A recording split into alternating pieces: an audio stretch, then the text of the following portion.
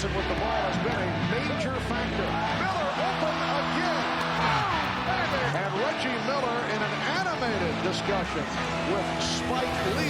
Knicks fans were upset with Spike because they felt he seemed to inspire Miller's performance. Oh boy, here we go. 6'5", Haliburton to the top of the arc. The right elbow, pulls it back up, back iron,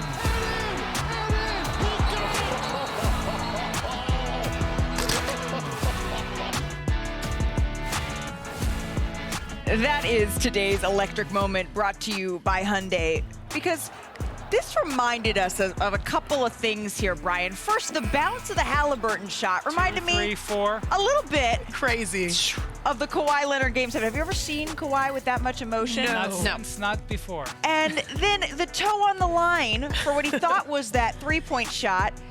It reminded me when I was in the building for this, looking down with binoculars from the rafters of Barclays Center. Was his toe on the line? Was his toe on the line? Well, of course it was. And then there were other elements of this. Of course, Reggie Miller, the nod to the famous celebration. People blamed Spike Lee for Reggie Miller's famous choke celebration here. Here's Haliburton on his homage to Reggie Miller. I wasn't like plotting on it or anything. Everybody wanted me to do it like last year at some different point. But it's just gotta feel right. And it felt right at the time. If it would have been, if I would have known it was a 2, I would not have done it. So I think I might have wasted it. If I do it again, then people might say I'm like aura farming. So I'm not, I don't plan on using it again.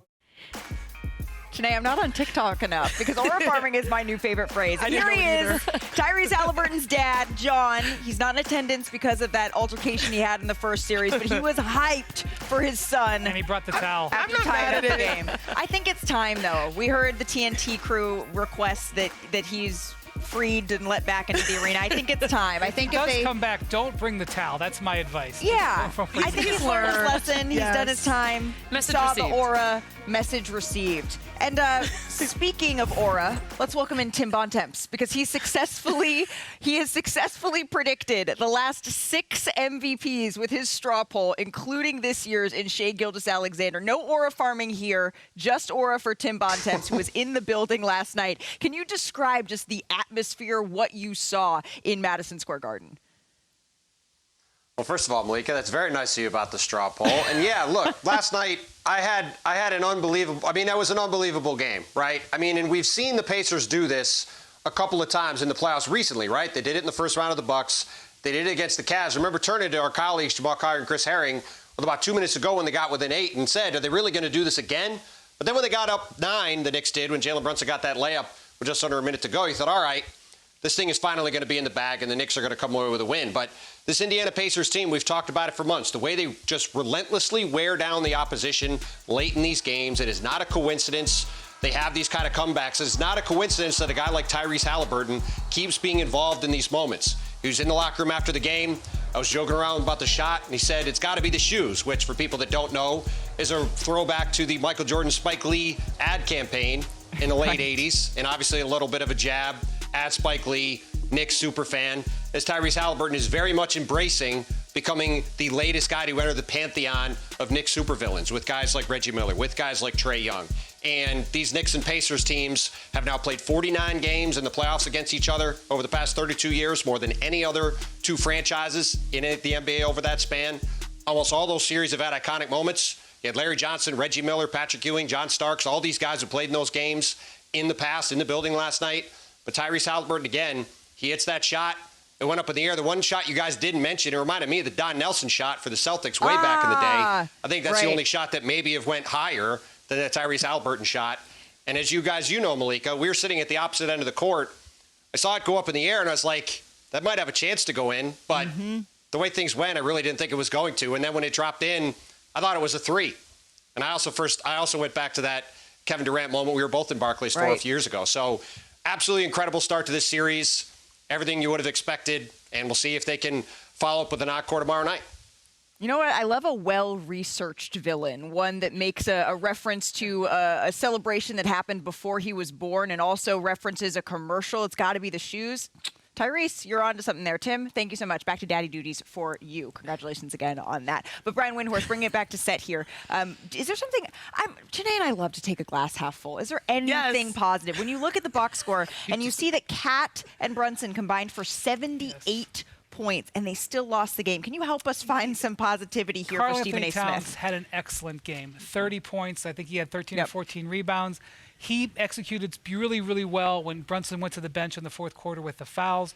I thought they handled themselves execution-wise well under pressure. Offensively, defensively, they need some work on that, but under pressure, they made some offensive plays. They had a couple of really high-level, high-pressure baskets, both late in the fourth quarter and overtime, and Brunson's minutes didn't go up. He actually didn't play more than his average minutes. So a silver lining would be that maybe have a little bit more energy tomorrow. There were some things for the Knicks to build on here. Yeah, I'll take it a step further. This is the Karl Anthony Towns game that we've been waiting for, where he brings his game on both ends and also bringing the duality of his game together.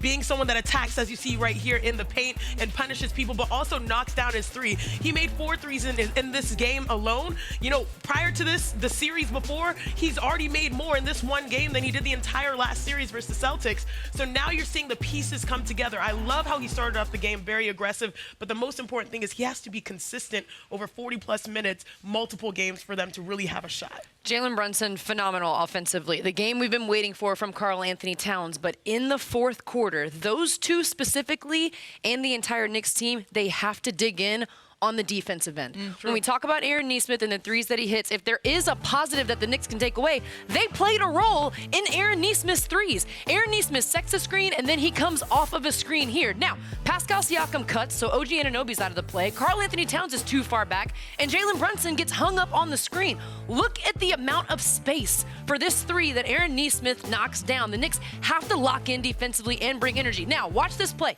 Karl Anthony Towns, watch his right foot step backwards, playing on his heels, going backwards. Aaron Nesmith stops on a dime, elevates straight up. He's got to be up there. Josh Hart guarding Aaron Nesmith on this play. However, when Ben Shepherd rolls to the basket, Josh Hart has to help.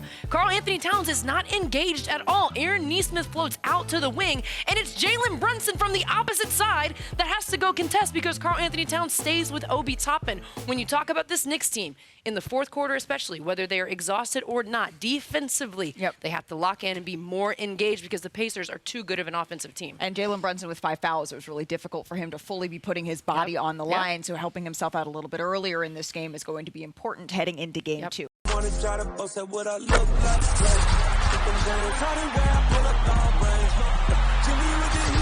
fire. The CDA over here,